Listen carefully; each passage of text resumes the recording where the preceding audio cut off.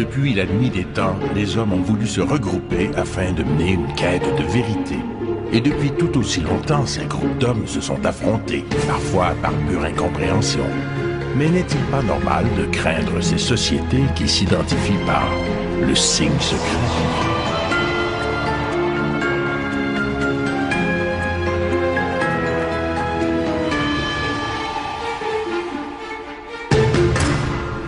Parmi toutes ces sociétés qu'on dit secrètes ou discrètes, la plus célèbre est sans doute la franc-maçonnerie. Cette organisation, dont les origines remontent à 1717, est toujours très active et regroupe quelques 200 000 membres au Canada, dont 4 500 au Québec. Parmi les mythes les plus persistants entourant la franc-maçonnerie, il y a bien sûr ses membres célèbres. Le premier ministre du Canada, John Diefenbaker, était franc-maçon. Plusieurs présidents américains l'ont été, dont George Washington. Mais qu'est-ce que c'est au juste la franc-maçonnerie? Un club sélect d'hommes influents? Un système de réseautage? L'ancêtre de Facebook? Disons que tout n'est pas si simple que ça.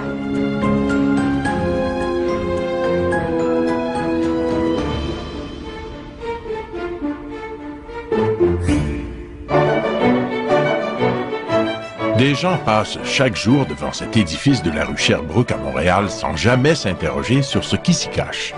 C'est un édifice de style Beaux-Arts dont la façade annonce clairement qu'il s'agit d'un temple maçonnique.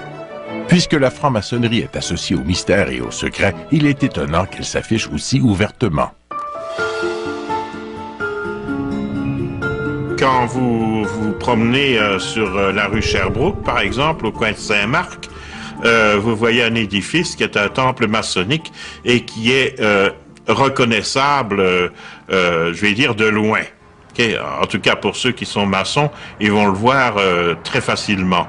D'abord, le chapiteau qui est toujours triangulaire, supporté par au moins 2 colonnes, parce qu'il y avait 2 grandes colonnes à l'entrée du temple de Salomon, à Jérusalem.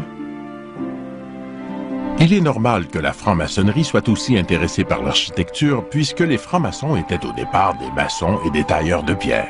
C'était l'époque de la franc-maçonnerie qu'on appelle opérative, qui avait donc pour membres de véritables maçons des ouvriers itinérants qui voyageaient d'un chantier à l'autre. Comme les chantiers des cathédrales qu'ils bâtissent sont souvent reculés et loin de tout, les travailleurs y vivent et y dorment dans ce qu'on appelle des loges. L'appellation est demeurée. Il est vrai que nos rituels et notre structure hiérarchique et tout ça est fondée sur l'existence, la préexistence de loges de maçons qui étaient opératifs. Donc, on peut dire que l'essor de la maçonnerie, dans cette origine-là, remonte à l'époque où l'on a commencé à construire les grandes cathédrales, c'est-à-dire à peu près 11e, 12e siècle. Maintenant que les francs-maçons ne sont plus maçons, on parle de franc-maçonnerie spéculative plutôt qu'opérative, c'est-à-dire qui regroupe des gens dans un but philosophique et spirituel. Et vers la fin du 17e siècle, tout à coup, on va voir apparaître des rassemblements d'individus qui veulent se situer en marge des institutions de l'époque. L'Église, par exemple, où on veut avoir une démarche de type religieux, une réflexion sur le sens de l'univers, mais où on veut aussi en même temps rattacher ça à la science. Et à ce moment-là, on va aller puiser dans une structure qui existait déjà, qui était les loges des travailleurs de métier. Et on va reprendre le modèle des maçons, qui se transmettaient un savoir qui était de l'ordre pratique, de comment on fabrique des choses. Et on va plutôt maintenant se transmettre un savoir sur le sens même des choses, mais on va reprendre les mêmes outils, si on veut, où on se disait, on façonnait la pierre pour en construire des cathédrales. Nous, on va façonner le savoir pour construire ou libérer, si on veut, l'individu. Le 24 juin 1717 marque la naissance officielle de la franc-maçonnerie moderne avec l'union, à Londres, de 4 loges pour former la Grande Loge d'Angleterre. 6 ans plus tard, James Anderson, un pasteur anglais, rédige un ensemble de règles pour régir la franc-maçonnerie, les Constitutions d'Anderson. Le document fait clairement état du principe de tolérance religieuse. Il mentionne le refus de l'admission des femmes et l'abstention de toute intervention dans les domaines politiques et religieux. Petit à petit, cette loge-là va faire des petits un peu partout en Europe. Mais très, très rapidement, ce qui va se passer, c'est que... et c'est caractéristique de la dynamique de la franc-maçonnerie. Dans plusieurs loges, on va prendre une distance par rapport à appelons-le la loge mère, ou tout au moins la loge de référence.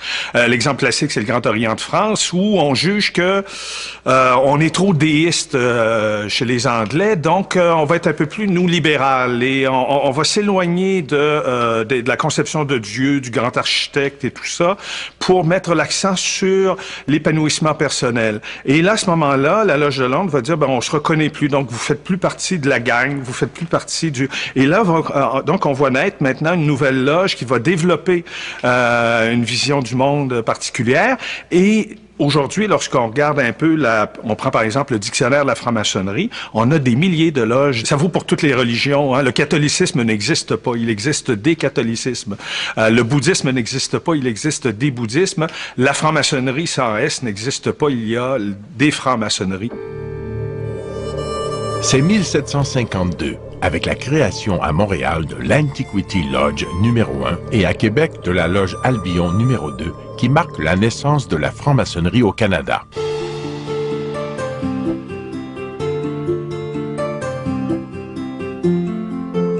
Avec les premiers immigrants, les premières personnes qui sont arrivées au Québec, évidemment, il y a eu des loges qui sont...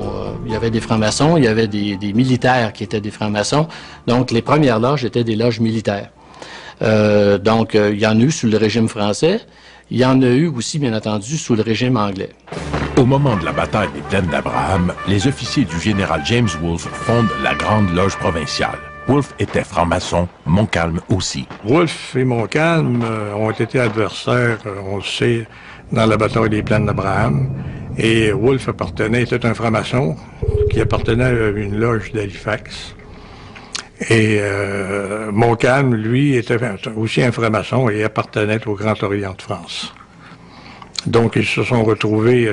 C'est pas la seule fois, d'ailleurs, dans l'histoire où les francs-maçons se sont combattus mutuellement. On retrouve ça aussi dans la Révolution américaine. On retrouve ça aussi lors de la Révolution française.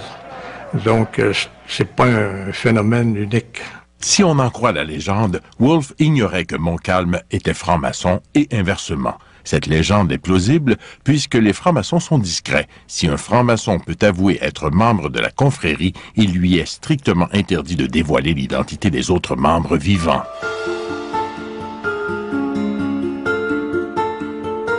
Certains francs-maçons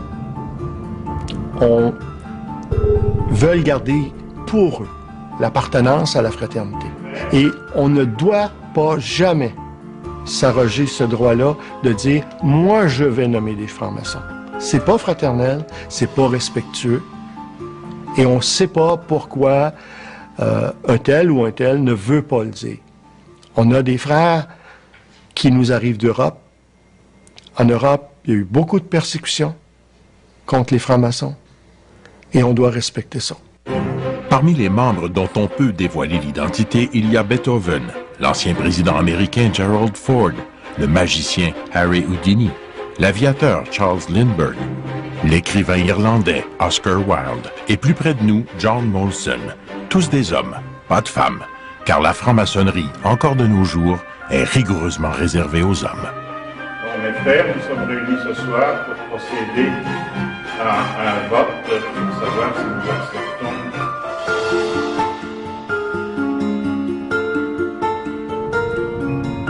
Le bonhomme qui part une fois par semaine avec sa poche de hockey, puis qui s'en va jouer à l'aréna avec sa petite ligue de garage, qui s'en va suer avec ses copains, ben, il n'y a pas de filles, là. On échange entre gars, et c'est bon de se retrouver de cette façon-là.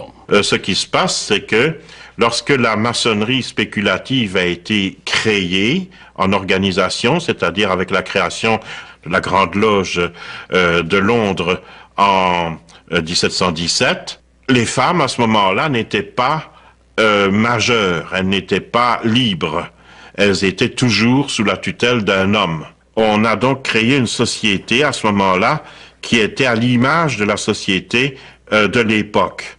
Et rassurez-vous, les femmes de maçons sont souvent bien contentes de voir partir leur mari, au moins une fois par mois, pour une soirée dans laquelle il va avoir du plaisir.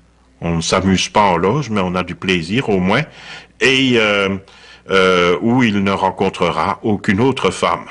Mais comme le Québec est une société distincte, le 8 mai 1979, la Grande Loge mixte du Québec voit le jour. Dans sa constitution, cette nouvelle obédience, typiquement québécoise, fait preuve d'un esprit fondamentalement libéral et progressiste. Elle est mixte et garantit une complète autonomie à toutes ses loges.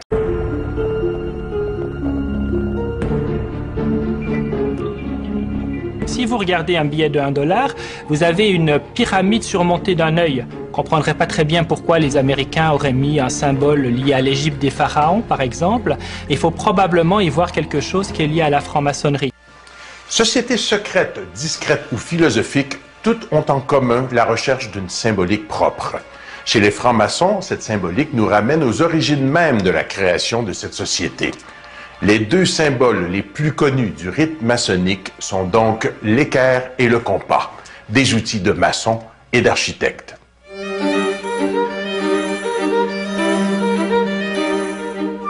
Partout où vous allez, que ce soit en Amérique du Nord, en Europe, en Afrique, en Asie, tous les francs-maçons vont toujours se reconnaître par l'équerre et le compas.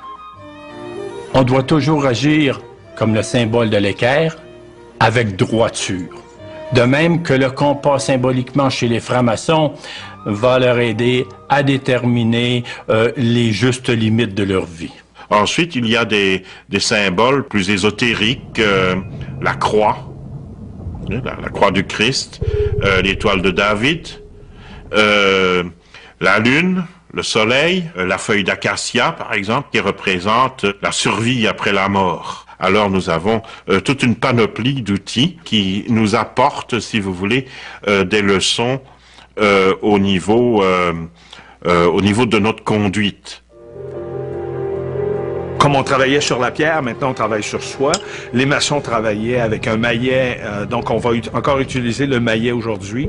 Le maillet sert à ponctuer le temps lors d'une cérémonie. Et du côté des frères francs-maçons, on va répondre en cognant aussi, mais avec l'épée. L'épée, c'est l'outil qu'on utilise pour créer un lien avec le monde surnaturel ou tout au moins pour découper l'espace. Ce qui est vraiment maçonnique, c'est notamment ce compas, cet équerre. La lettre G, parfois, on la trouve assez fréquemment sur les armoiries maçonniques, qui fait probablement référence au géomètre. Mais extérieurement, ce sont les choses qui sont les plus importantes. Et puis, j'ajouterais encore deux autres symboles qui sont dérivés du compas et de l'équerre, qui sont tous en forme de triangle. Alors, c'est d'abord le symbole des 3 points placés en triangle, 1, 2, 3, qui évoque la franc-maçonnerie. On trouve ça parfois sur des cartes de visite. C'est un signe un peu discret d'appartenance à la franc-maçonnerie, et la pyramide, qui elle aussi est construite à base de triangles et qui est une symbolique qui est très présente dans la franc-maçonnerie. À la base de la franc-maçonnerie, on retrouve les principaux symboles de Jachin et Boaz, c'est-à-dire les 2 colonnes du temple de Salomon. Et généralement, au-dessus de ces 2 colonnes-là, on retrouve une espèce de grand triangle équilatéral. Et aujourd'hui, les édifices maçonniques sont à peu près toujours bâtis de cette façon-là. On voit souvent les banques qui ont ce genre de façade-là. Et si on regarde qui sont les fondateurs de ces banques-là, on tombe sur des francs-maçons. Et la pyramide que l'on retrouve sur le billet de 1 $ américain, une pyramide incomplète supplantée d'un œil, maçonnique ou pas? Si vous regardez un billet de 1 $, vous avez une pyramide surmontée d'un œil. Et puis la pyramide d'ailleurs est coupée, il y a le pyramidion qui semble flotter quelque part dans les airs. Mais là, on a un symbole qui est très certainement à mettre en relation avec la franc-maçonnerie. comprendrait pas très bien pourquoi les Américains auraient mis un symbole lié à l'Égypte des pharaons, par exemple. Il faut probablement y voir quelque chose qui est lié à la franc-maçonnerie. Que quand on regarde l'histoire des États-Unis, on s'aperçoit que les Founding Fathers, ceux qui ont écrit la Constitution, les amendements, George Washington, Thomas Jefferson et d'autres, sont pratiquement tous des francs-maçons. On sait aussi que l'architecte français qui a dessiné la ville de Washington, Charles l'Enfant, est lui-même un franc-maçon. Donc on ne s'étonne pas à retrouver dans la ville de Washington, par exemple, un certain nombre de symboles qui peuvent être interprétés comme étant des symboles francs-maçons, en particulier, encore une fois, sur le mall de l'obélisque qui est dédié à George Washington. Et puis juste à côté de Washington, dans la ville d'Alexandria, en Virginie, on a un grand mémorial, alors là, qui est ouvertement maçonnique, quelque chose d'énorme, hein, c'est vraiment impressionnant à le voir, et qui est dédié, qui porte le nom de George Washington, et qui est un petit peu l'hommage que les francs-maçons ont rendu à George Washington. Dans la franc-maçonnerie, tout est symbole. Évidemment, ça prend une vie vraiment de travail pour comprendre tous les tenants, les aboutissants, tous les liens que ces symboles-là ont ensemble.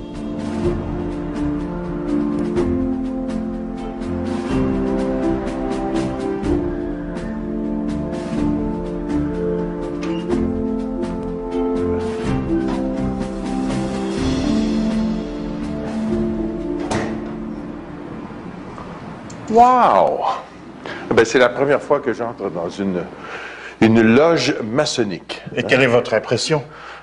Moi, je suis impressionné par la quantité de symboles, l'équerre et le compas. Ah ben nous en sommes saturés, c'est sûr. Oui. C'est notre marque de commerce. Sur les meubles, sur toutes les chaises, Ben oui. tous les fauteuils. C'est pour ne pas que les frères oublient la signification symbolique de ce symbole, bien sûr.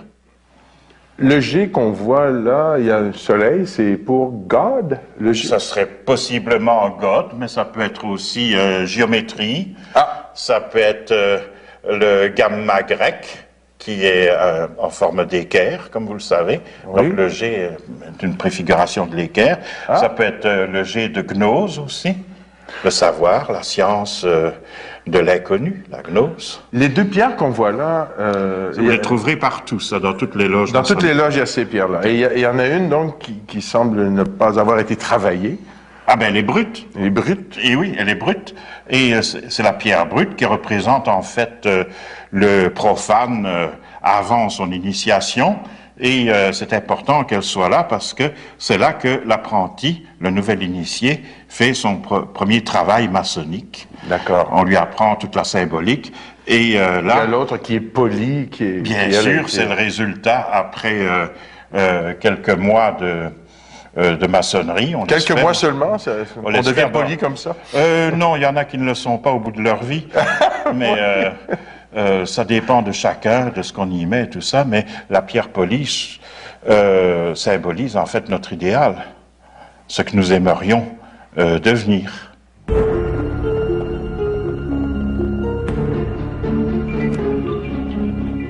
On va lui fournir ce qu'on pourrait appeler un pyjama, qui va lui permettre d'entrer en loge, mais sans ses attributs de tous les jours, pour pouvoir ainsi marquer que ça commence. De nos jours, la franc-maçonnerie regroupe des hommes issus de tous les milieux. Il y a peut-être des francs-maçons parmi vos amis et les membres de votre famille, et vous l'ignorez. Qu'est-ce qui attire ces hommes chez les francs-maçons? Tout simplement le désir profond de devenir de meilleurs êtres humains.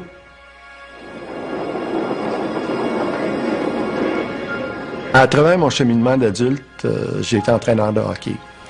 J'ai fait beaucoup de yoga, beaucoup de méditation. J'ai été membre de Club Lion. J'ai été membre fondateur de Club Lion. Mais à chaque fois, il me manquait quelque chose. Le yoga m'apportait beaucoup, les lectures m'apportaient beaucoup, mais il manquait quelque chose. Et souvent, c'était le contact avec les autres. À ce moment-là, j'ai rencontré quelqu'un que je connaissais, puis je me disais, lui, il a de quoi de spécial, qu'est-ce que c'est? J'ai découvert qu'il était franc-maçon. Moi, j'ai été dans les Forces armées canadiennes en 79. J'étais officier. Donc, j'étais basé à Chilliwack, en Colombie-Britannique, dans le cours de base pour officiers. Et puis, dans tous les officiers qu'on avait comme instructeurs, il y en avait un qui se démarquait de tout le monde. C'était différent dans l'approche, dans la façon dont il communiquait, puis il y avait un grand humanisme. Un jour, je l'ai vu en civil. Et puis, il avait, après, à sa boutonnière, une branche d'acacia.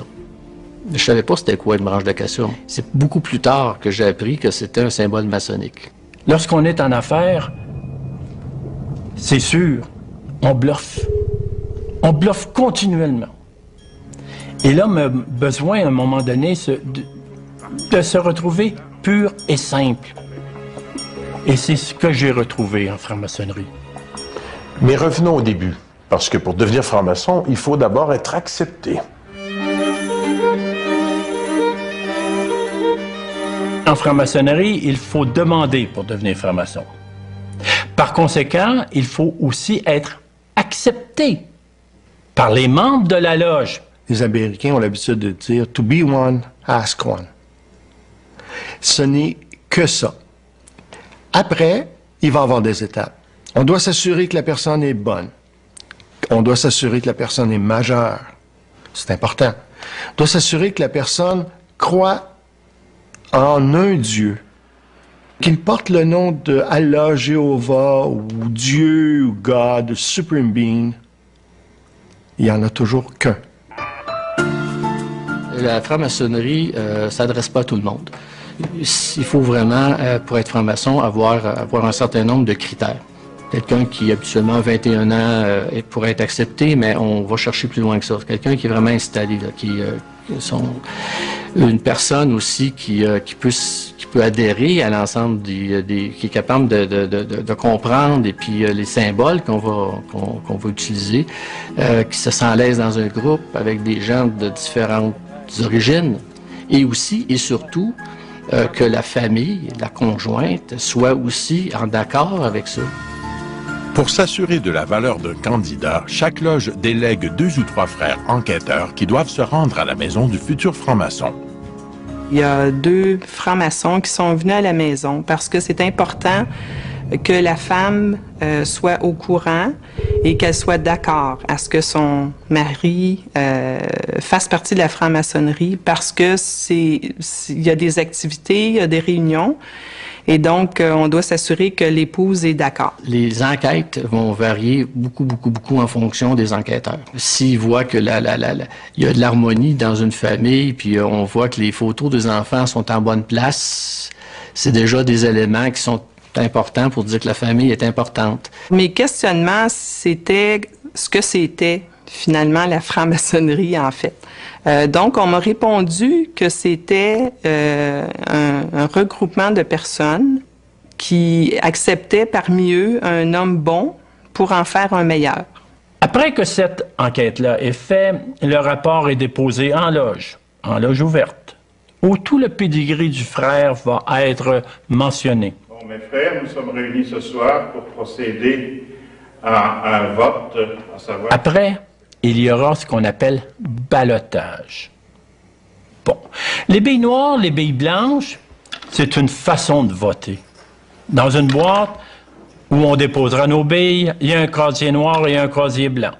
Si on est en faveur, on dépose la bille noire dans le casier noir. Si on est en défaveur, on mélange. Le vénérable maître va juger du ballot. Et si, dépendant des règlements de certaines loges, une seule boule mélangée suffit pour rejeter un membre. Mes frères, j'ai le plaisir de vous dire que le candidat a été accepté. Une des facettes les plus intrigantes de la franc-maçonnerie est également celle qui nourrit le plus grand nombre de mythes, le rituel maçonnique.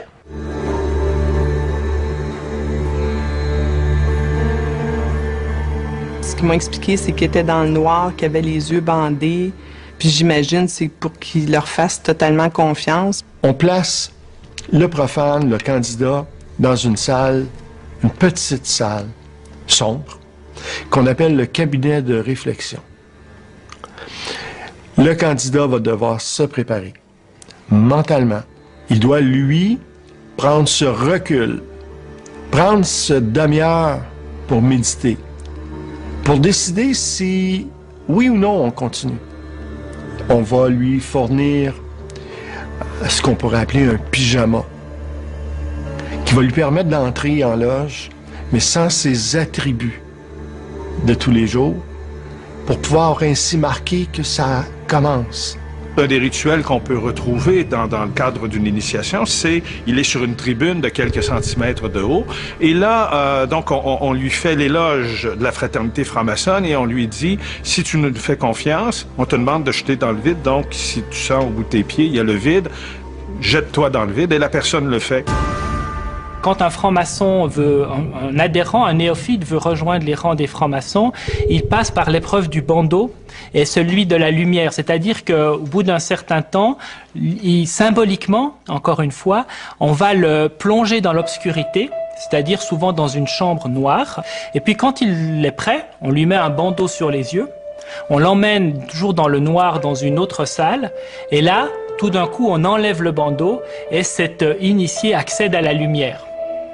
La lumière, encore une fois, est un symbole qui est très présent dans l'initiation franc-maçonne, mais qui est évidemment un symbole qui est probablement universel, qui est souvent lié avec la connaissance et avec le rayonnement, on voit les rayons du soleil, cette idée que la lumière, non seulement c'est une connaissance, mais une fois qu'on l'a, on rayonne et on la transporte vers l'extérieur.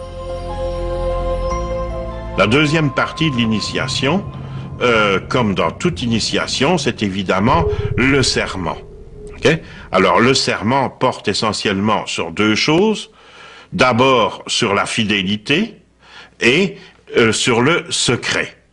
C'est-à-dire qu'on ne dévoilera pas en dehors du temple ce qui se passe à l'intérieur même des cérémonies que nous avons.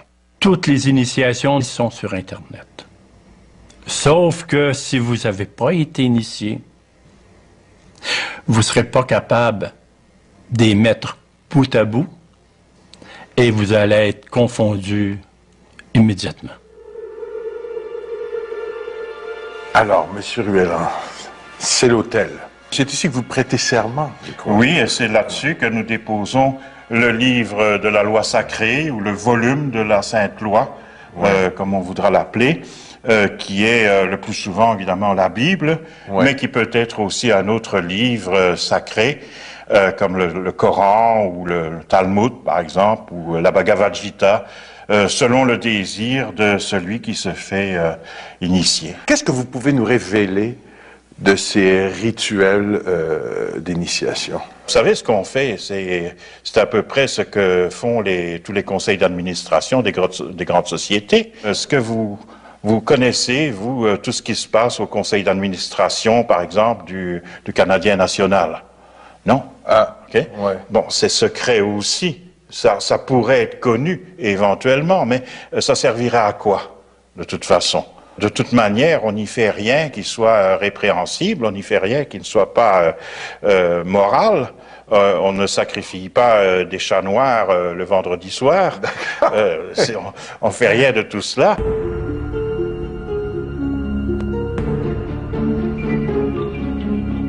Les francs-maçons se reconnaissent entre eux par des signes.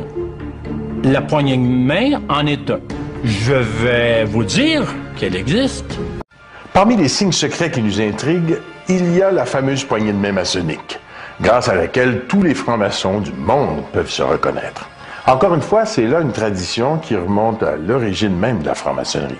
Celui qui connaissait ce signe se présentait comme un maçon compétent, connaissant les règles de l'art. Depuis, la poignée de main, comme les autres secrets, permettent aux francs-maçons de prouver aux leurs qu'ils sont dignes de confiance.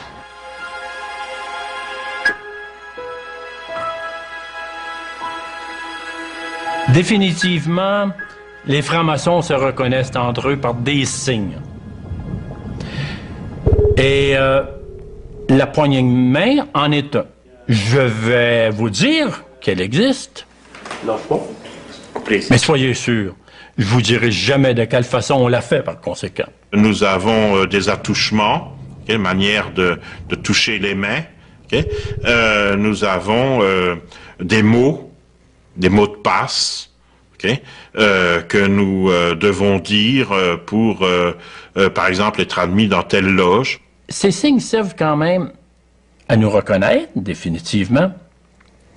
Mais lorsqu'on est en possession de ces signes-là, on est sûr que l'on peut compter sur la droiture, sur la loyauté de celui à qui on se sera présenté. Et ça, peu importe si vous voyagez. Moi, j'ai vu des maçons mal pris dans des pays dits communistes ou totalitaires et pouvoir se faire aider par des frères francs-maçons. Il y a un cas particulier que l'histoire nous rapporte d'un franc-maçon qui avait été fait prisonnier par les Iroquois et on avait d'ailleurs commencé à le torturer et d'autres francs-maçons sont survenus et même s'ils étaient ennemis, ils lui ont sauvé la vie. Ils sont intervenus auprès des Iroquois et ils l'ont fait libérer. Inspirée de la hiérarchie présente chez les maçons opératifs, la franc-maçonnerie est constituée de plusieurs degrés. Le point culminant du rite écossais est le 33e degré, l'élite de la franc-maçonnerie.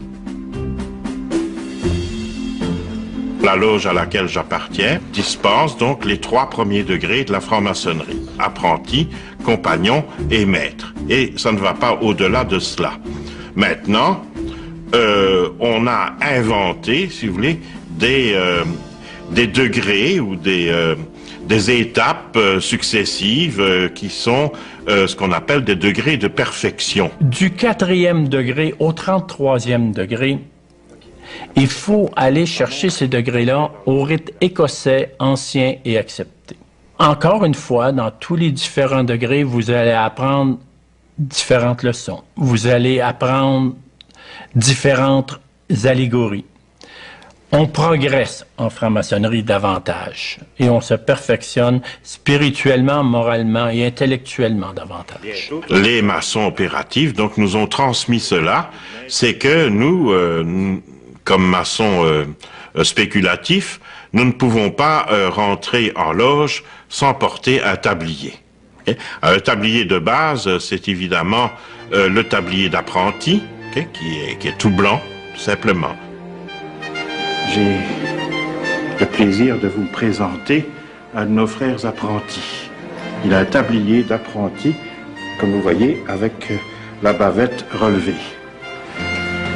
Au fur et à mesure qu'on va monter dans nos connaissances, dans nos différents niveaux, le tablier va changer, le tablier va s'agrémenter d'ornements qui va permettre aux francs-maçons autour de reconnaître le niveau ou le rang de la personne à qui tu parles.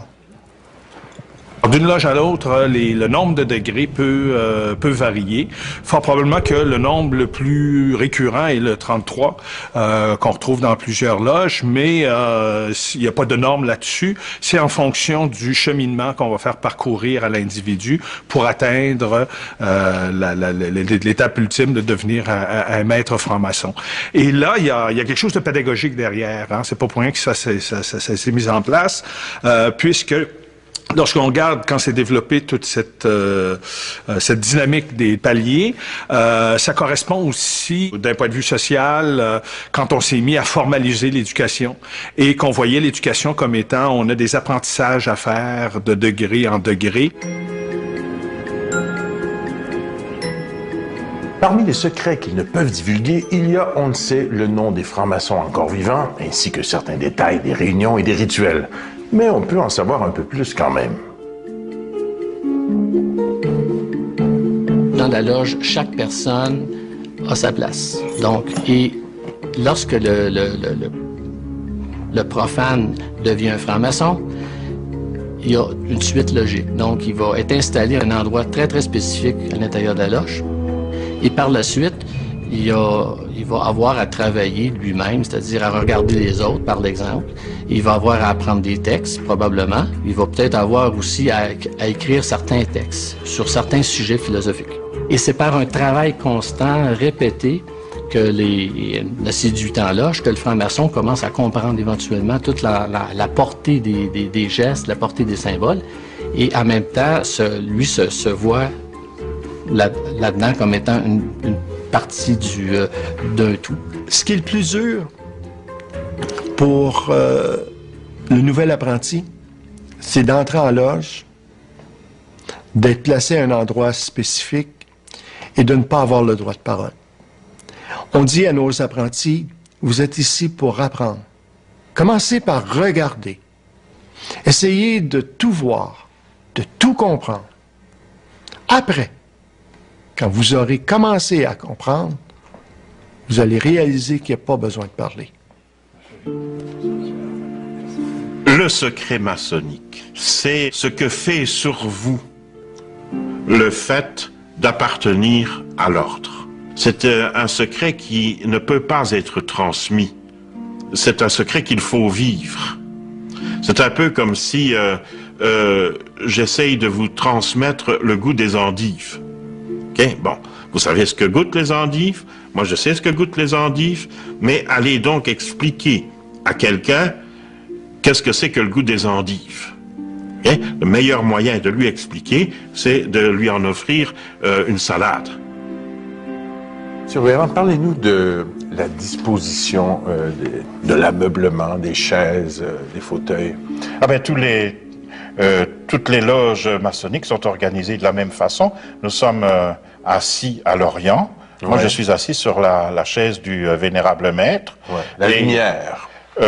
Oui, c'est le symbole du soleil levant, de la lumière qui vient donc de l'Orient. Et ils sont assis où, les apprentis? Toujours sur les sièges arrière de la colonne du Nord, donc au septentrion. Et les compagnons sont assis au midi sur les banquettes arrière. Donc, les maîtres de la loge, les maîtres maçons, s'assoient où ils veulent tout autour. Et on s'adresse uniquement aux vénérables, exactement comme au Parlement, on s'adresse seulement au président du Parlement. D'accord. Alors moi, j'ai quelque chose à demander à la confrérie, est-ce qu'on peut dire ça? Je demande aux vénérables... Ah bon?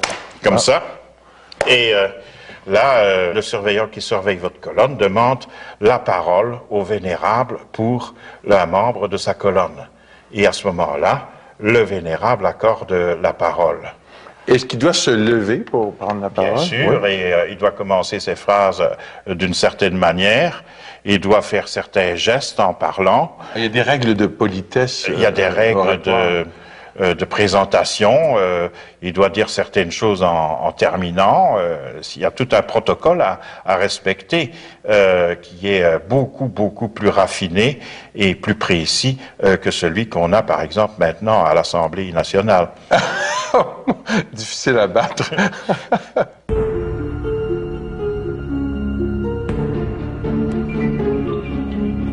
On vilipendait, je veux dire, la franc-maçonnerie, et puis on les accusait de dire des messes noires, de manger des enfants, de tuer des enfants, d'avoir des rituels sataniques. Qu'ils aient été créés de toutes pièces par leurs détracteurs ou qu'il y ait une vérité symbolique derrière certains d'entre eux, les mythes entourant la franc-maçonnerie sont nombreux et souvent même plus captivants que ne l'est la réalité. Nous avons eu, au cours de l'histoire de la maçonnerie, certains maçons qui ont été déçus. Ces gens-là nous ont fait énormément de tort en colportant des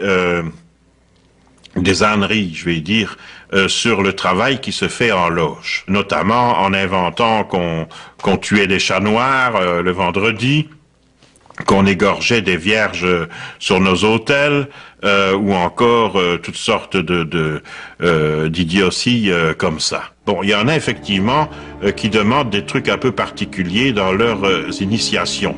Il y a eu cette histoire il y a quelques années d'une loge américaine où là, pour menacer le nouvel initié au cas où il romprait son serment, on lui mettait un vrai revolver sur la tempe.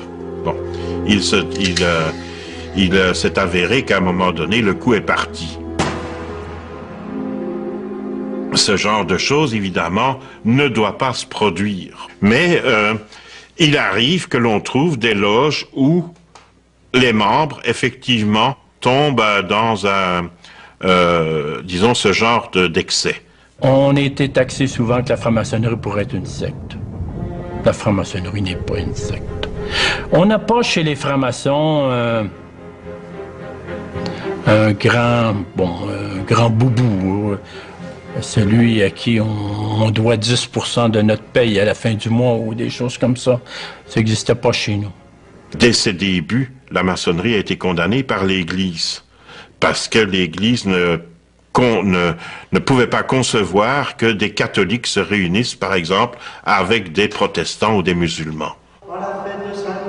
On vilipendait, je veux dire, la franc-maçonnerie, et puis on les accusait de dire des messes noires, de manger des enfants, de tuer des enfants, d'avoir des rituels sataniques. Enfin, tout ça, c'était pour... disons, essayer de frapper l'imaginaire.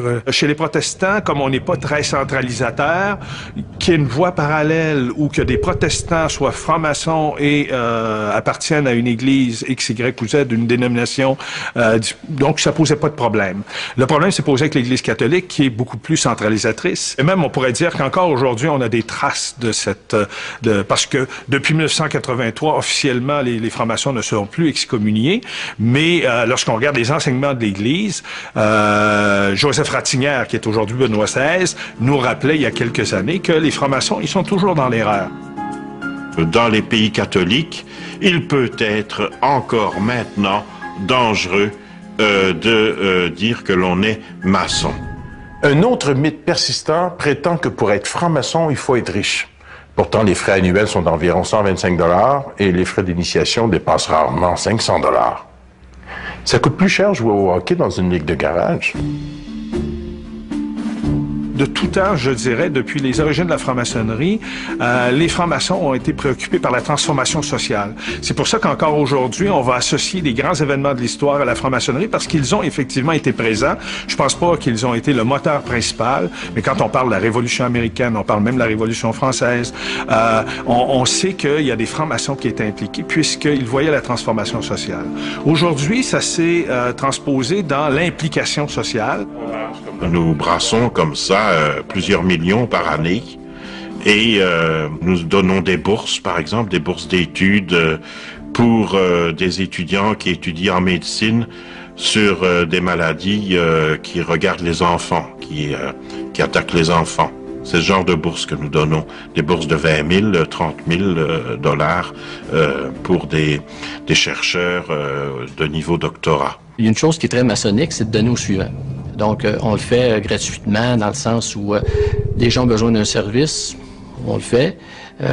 Puis, la personne qui reçoit le service, sachant qu'éventuellement, elle va elle aussi, et c'est fait de façon très, très fraternelle. J'ai jamais vu. Depuis qu'il est dans les francs-maçons, j'ai remarqué que mon mari était beaucoup plus patient, beaucoup plus calme.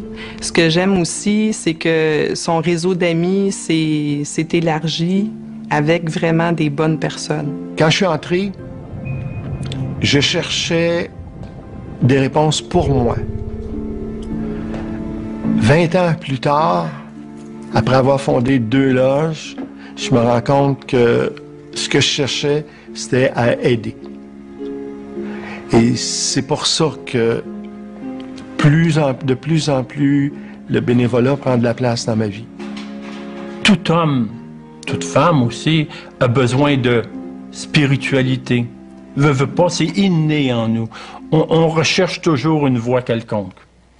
Et les jeunes aujourd'hui, les jeunes universitaires, les jeunes cégepiens, c'est pas croyable la recherche qu'ils font sur la spiritualité. Ça leur manque. Et lorsqu'ils interrogent les sites maçonniques, bien souvent, il y a une certaine lumière qui se fait. Et c'est sûr, c'est ce qu'ils vont trouver chez nous.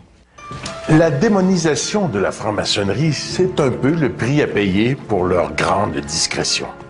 Discrétion qui fait peu à peu place à une plus grande ouverture. Site web, temple dûment identifié.